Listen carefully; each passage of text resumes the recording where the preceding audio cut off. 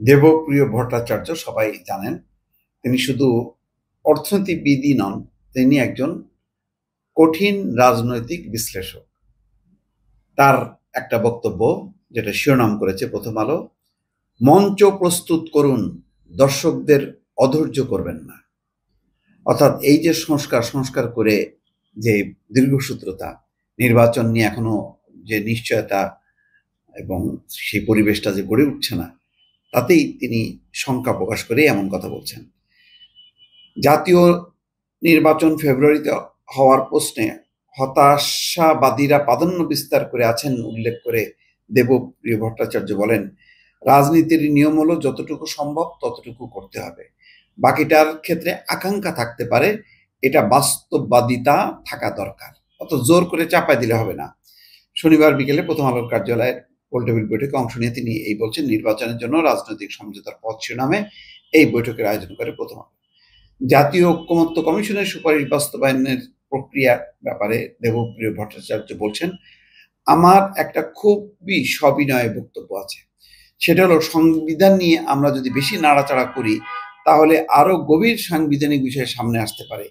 ইতিমধ্যে সেই আলোচনা এসছে। কি সেই আলোচনা সেটাও তুলে ধরছেন, যে সেই বিষয়গুলো হচ্ছে সরকার সংবিধানের কোন অনুচ্ছেদে গঠিত হয়েছে, তার ক্ষমতা কতটুকু বিস্তৃতি ইত্যাদি।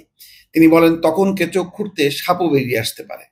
বিষয়টি নিয়ে রাজনৈতিক আলোচনা থেকে বেরিয়ে বিচারিক আলোচনার পর্যায়ে চলে যাওয়ার সম্ভাবনা আছে। এতে পরিবর্তনের প্রত্যাশায় এতদিন যতটুকু এগোনো গেছে সেখান থেকে পিছিয়ে যাবার আশঙ্কা রয়েছে।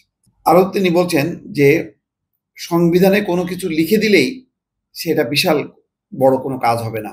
তিনি বলছেন, 1972 সালে সংবিধান করার পর 3 বছরের মধ্যে একদলীয় শাসন ব্যবস্থা চালু হয়েছে। সংবিধানের তত্ত্বাবধায়ক সরকারও ছিল।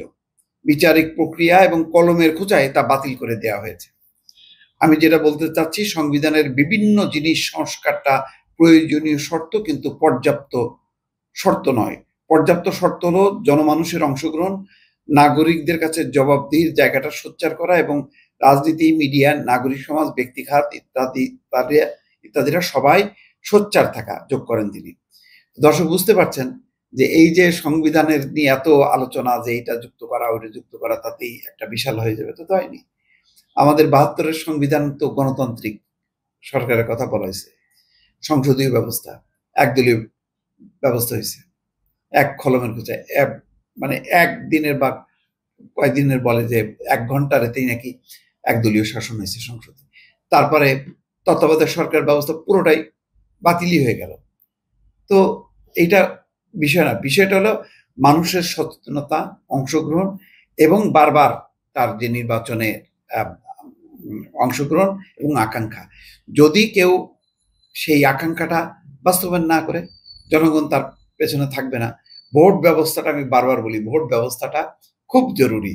ভোটটা যাতে সুষ্ঠু নিরপেক্ষ হয়, ভোট কাস্টিং এবং কাউন্টিং এটা যাতে সঠিক হয়। দর্শক ভালো থাকবেন। আল্লাহ হাফেজ।